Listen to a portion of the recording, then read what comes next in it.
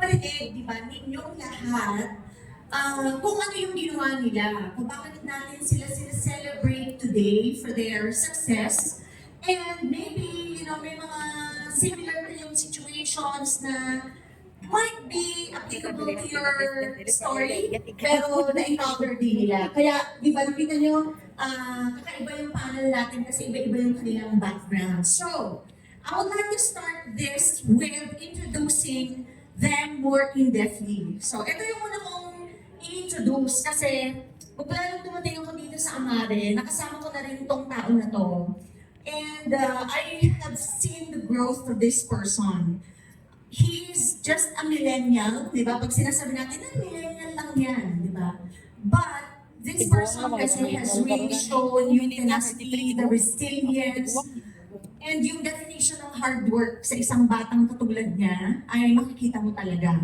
So effort talagang from social media to doing a lot of trainings, nakikipagsabayan sa mga ate at kuya, na mga leaders, di ba? Pero talagang day in, day out, maasahan mo tong tao na to. He may be very young, but he's very steadfast, very focused. Talagang alam mo kung ano yung magiging goal niya at alam mo kung ano yung kahihinatnan niya, in many years, maybe just a few years from now, you will know that this person has really such a huge potential. So he's a Gen Z entrepreneur, but he has the fastest growing team in Mindanao among Gen Z's team.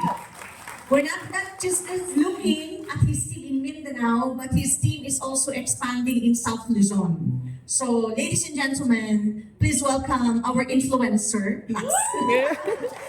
Jason J. Diba? So, si Jason Janeo. Hindi na pa si Jason Blake. Jason Blake Janeo. Haneo. Nag-start yun siya 19. So Jason, siguro pwede mo ikwento sa kanila a little bit, no? Ano yung background mo? Bakit ka napunta dito sa Amare? Sa isang katulad mo na bata, tapos pwede ka namang gumawa ng ibang business, kasi ang hirap papuntahin ng millennials sa ganitong industriya, hindi ba? Parang ang mga bata ngayon, gusto lang nila mag-TikTok, mag-social media, yung mga ganon, di ba? Mag-Instagram. Pero bakit ka nag-decide? Dito mo pagtuunan yung pansin mo. Ayan, so magandang hapon po sa lahat, Amare family. So nag-start namin ko po yung Amare last year. So isa sa reason bakit ako na-struck sa Amare, because of the mental wellness. So before ko na-meet ang Amare, so sa hindi nakakalam before, struggling din po ako sa mental health. Especially ngayon sa mga Gen Z, so sa social media. So talagang ako personally, hindi ko sasabi sa ibang tao, sa mga kasama ko, pero yung mental health ko talagang, yun yung talagang nag-stop sa akin bakit ko ginawa yung Amare. And then, ang maganda po kasi nung nakilala ko ng Amare, nung nalaman ko na siya, ano yung meron. So nagustuhan ko po siya. And at the same time, nakita ko rin yung opportunity na especially sa panahon ngayon, lalo na sa social media, sobrang dami din kagaya ko, na Gen Z din, na mga kailangan ko po na kagaya sa akin na may challenge din sa mental health. Wow. That's very, very heartwarming to know and to listen coming from a person na nakakaintindi about the need, yung importance ng mental wellness. Kasi, ang mental wellness naman ngayon, it's not about, what you are going through lang, di ba? It doesn't end there. Dapat naiintindihan mo why things like this are happening. So, kasi Jason, di ba, alam ko active ka sa social media. So, baka gusto mong i-announce ko ano yung Instagram account para ma-follow ka nila. Jason Blake po. Jason Blake, hanapin niyo siya doon. Makikita niyo kung ano yung mga pinopost niya. So, it's about things about him, aside from yung mga cute photos niya, yung mga ganon, di ba? So, yun ang ginagamit niya. Sa mga katulad mong millennials, di ba? Everybody is using mga social media. Ikaw ba nagagamit mo ba yung social media mo sa business natin? Yes, sobrang malaki pong tulong ng social media. Kasi ako po, nag-start ako sa business, sobrang mahihain din po ako dati.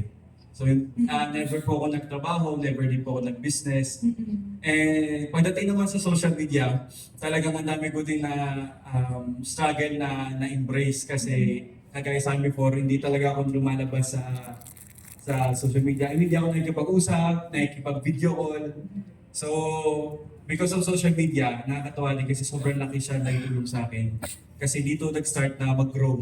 Dito ako nagkaroon ng community Mhm. sa business natin at sobrang nakatulong siya. So marami ka rin nami-meet na mga prospects Yes. or mga friends sa social media. Yes. Actually po, lahat ng mga leader na kasama ko sa business natin, sa Amare, lahat po galing sa social media. Wow! Narinig niyo yun, di ba, no? So, ulitin ko lang yung sinabi niyo kanina, he joined the company last year. So that's just, just the amount of time is only about a year, but he's gold now. So, di ba? So, ibig sabihin, may hard work talagang pinupor. Babalikan natin si Jason mamaya. Dito naman tayo sa isa pa nating panelist, di ba? Alam niyo po itong tao na to, first time ko siyang na-meet ngayon, today. First time ko siyang na-meet, pero lahat ng apply niya has been talking so many things about her. Na alam mo, si ganito, dapat ma-meet natin siya. At napakagaling niya, very focused siya, ang dami niyang ma-accomplish dito sa atin because of her track records also. So, this person is a businesswoman and a housewife, no? Businesswoman and housewife. Sa atin, di ba, pagka nag-asawa ka na, we set our own priorities in life. Nandiyan yung anak, pamilya, and all that. And I would like to listen to her, baka maraming makarelate sa inyo dyan. Dahil syempre pag housewife ka na, paano mo matutulungan siguro yung husband? Like, how can you still help achieve yung mga day-to-day life nyo or yung mga goals niyo in life as a couple? Pero silang mag-asawa is nandito sa business natin ngayon.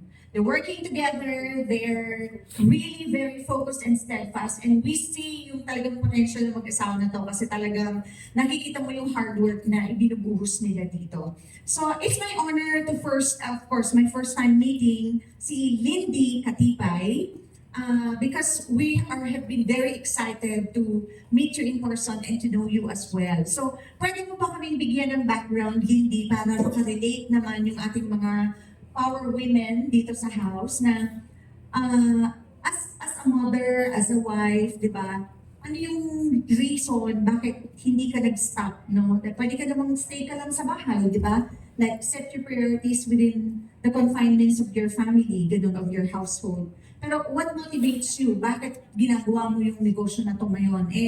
I believe your husband is also has a very stable career. So, why Amare for you? Hi, hello, good afternoon everyone. Hindi again, no? As Miss JM said, that I'm a businesswoman. I'm into a business for 23 years up to present. And this company is actually si MLM is my newbie pa ako dito. Is for 3 years and 3 months pa lang po ako. And Amar is my second business, networking business. Is that I enjoyed and I actually pumasok ako dito for the mental health wellness. Dahil po, yung anak ko is isa din sa may anxiety and depression. So doon po ako pumasok, then pinag-aralan ko talaga kung bakit kailangan ko pa bang trabahuin ito aside sa business ko. Which is, yun, marami akong matutulungan to share this product. So yun, I joined Amare last June 28 and in 3 days, so pinag-isipan ko talaga kung ano yung idadagdag ko, i-connect ko siya sa business ko. So yun, pinag-aralan ko po yung company, the ownership of the company, the credibility of the company. Second is the product, third is yun nga, pag maganda yung company and the product's income follows talaga. So yun, makakadagdag din siya sa akin. And the community, like the culture sa dito sa Amari, na-enjoy ko kaya talaga ako, eager talaga na i-work ito. Then kinausap ko yung team, which is yun, bakit maka-help. Then marami po kasi talaga ako Miss GM ng mga friends na may anxiety and depression talaga. Na which is, yun, pinag-start ko lang share sa 3 days ko na yun, na June 28 hanggang June 30, na pinag-share ko ng positive na gusto nila yung product. So doon ako talaga, sige, kaya ko to.